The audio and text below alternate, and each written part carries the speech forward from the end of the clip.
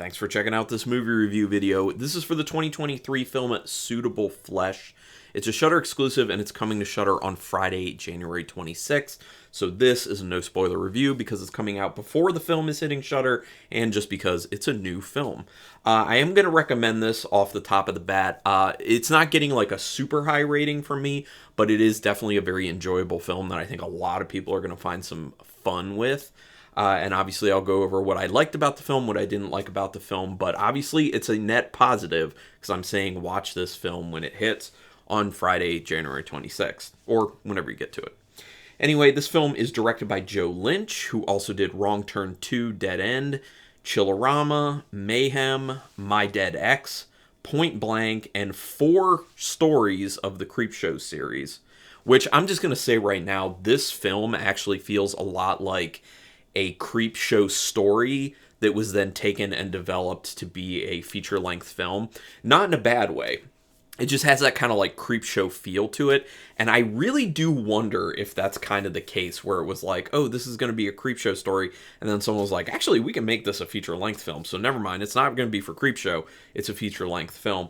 The other thing is there are some people, actors that get used in this who were also in some Creepshow episodes, and obviously Joe Lynch worked on a bunch of them, so I'm assuming that's where he met some of these people and then kind of recruited them to be in this film. So maybe that's part of why it feels like a Creepshow story. This was written by Dennis Paoli, who also wrote Reanimator, From Beyond, Ghoulies 2, Spellcaster, The Pit and the Pendulum, Body Snatchers, terrible, Castle Freak, The Dentist, and Dagon. So a really good writing pedigree other than Body Snatchers. A really good writing pedigree there. A lot of really great stuff. This film has Heather Graham in it, who does a really good job. Barbara Crampton, who does a really good job. Jonathan Sheck, who does a really good job. Bruce Davison, who does quite a good job.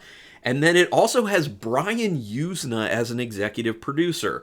I'm a fan of pretty much whatever Brian Usna touches, so I didn't know that going into the film. I actually just saw it in the end credits after the movie was over, and I was like, oh man, Brian Usna involved?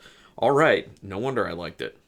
Although it's more, Joe Lynch and Dennis Paoli, let's be honest, and the actors. Quick synopsis of this film. It's a film about a woman who is a psychologist. I don't think psychiatrist. Maybe psychiatrist, actually. I always get those confused. Psychiatrists can actually diagnose personality disorders and stuff, so I believe it was a psychiatrist. Heather Graham's character, a psychiatrist, who basically has this new patient who shows up who's in a very kind of manic state, talking about how someone's kind of after him in a very odd way, and then things start to happen, and things get weird, and there are a lot of very strong hints, if you know the source material, what they're going for with this. And it does hit very, very early in the film. So if you're familiar with certain old stories, certain old author, then you will know what's going on with this film. Not 100%, obviously, but you'll know where they're trying to kind of take it. But yeah, I don't want to say too much more about the synopsis. What I gave you, plus it is horror and things twist and turn a little bit, so... there's a little bit of a campiness to the tone of the film early on. Now, I think this is partially just because that's what Joe Lynch does. Pretty much everything I've seen of his, he has this kind of like light, campy fun that ends up getting baked into the film. And part of that has to do with what he chooses for the score. Another has to do with the way he directs and also the cinematography that he chooses to have. There's a lot of kind of like fun and like light, engaging kind of camera tricks that he likes to use. Like some askew, interesting angles, some kind of... While it's kind of like an old thing, it's kind of like a let's keep this light and fun and also kind of throw things back to old school. Like those kind of like screen wipes that's like a goes down to like one hole and then just goes away. Like the blackness comes in and just dissolves it out. Stuff like that. Stuff that people aren't really doing anymore. But it's his kind of style. It's his way of kind of keeping things interesting. So that campiness in the beginning, I think, is partially that. I think it's also partially the score that they throw into this as well. Which, I wrote down, the score has a light, whimsical feel to it. Which, I like the score for the most part, although it did have kind of that issue that I talk about all the time on this channel where it feels like at times they're kind of pumping the score way too hard and they're kind of slamming you over the head with how you're supposed to be feeling at any given time when, you know, as an audience, like, we know how we're supposed to be feeling, and you can make the score more subdued, and I feel like it goes a lot further that way. Less is more, especially when it comes to scores, at least in my opinion. But yeah. Some character reactions in this, unfortunately, don't really feel realistic for certain situations that they end up in. I'm not obviously going to elaborate on that because I don't want to ruin anything for the film, but there literally are a bunch of instances where you're like, why is this character still here? Why has this character not done this or not done that? And why are they doing what they're doing? And some of this stuff really doesn't make sense. So the writing is good, but it also has some issues. The biggest issues being what I'm talking about right now. Like, it doesn't feel realistic that characters do or don't do certain things in certain situations. So I'm interested to see if other people feel that way. I do like how the dialogue is written. It does feel real, but it also gets fun at times. It's like the feel, the directing, the music, the cinematography, all that. The dialogue has this kind of like fun lightheartedness to it as well, which is interesting and keeps it fun and lighthearted.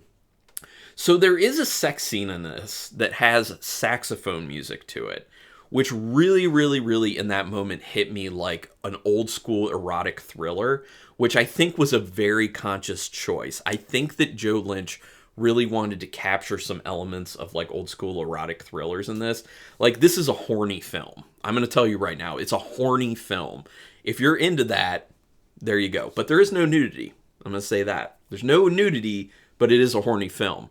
And I do think that that's a pretty good achievement because it really does show that you don't have to have nudity in order to make a film sexy or horny or however you want to feel about it in those terms. But yeah, erotic thriller stuff. But it's just always awesome to hear like saxophone solos showing up in music because whatever happened to saxophone solos? I think they were awesome. Let's be honest. I mean, what is it? Careless Whisper? Was that the song? Like, great saxophone music. But yeah, anyway, takes me back to a different time. Anyway, moving on. It doesn't take long to get the idea of where this is ultimately going. Yes, that's what I was talking about, where if you're familiar with certain writings, you're familiar with a certain author, you'll kind of know what's at play. The camera work and score work together to maintain a light, fun feel. I did already talk about that. There is some bad CGI in this. Now, thankfully, the CGI isn't used a lot. I will tell you right now, it has to do with the scene with fire.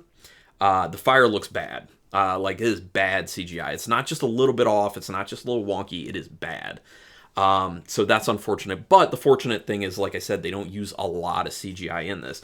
And there are some good practical effects in this. There's not a lot of practical effects, but when the practical effects happen, not only are they well executed, but they're fun.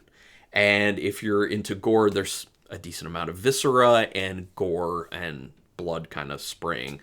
But again, there's not a ton of it. The story, unfortunately, does seem to get stuck at times.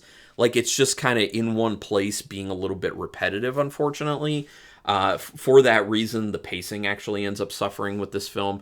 It's not the worst pacing, but it's not great pacing either. So that's one of my knocks against it as well. It does have a pretty solid ending, though. I did enjoy how they decided to end the film, and I do think that things, appropriately so, pick up a lot more at the very end of the film. It's probably like the last 15 minutes or so. So I think it has more of like a bang to the finish than I was expecting it based off of, the story getting stuck and it having not the best pacing.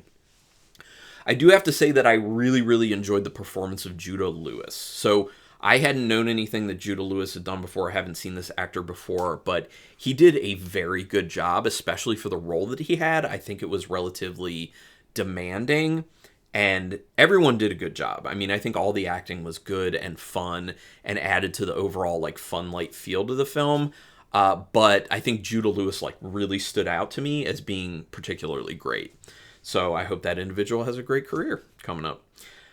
This feels like a Creepshow episode developed into a feature-length film. I already talked about that. And then the last thing is a thematic thing. So you might want to stop the video here if you don't want to know anything about kind of a potential theme with the film. So go ahead and stop. Okay, I'm going to continue.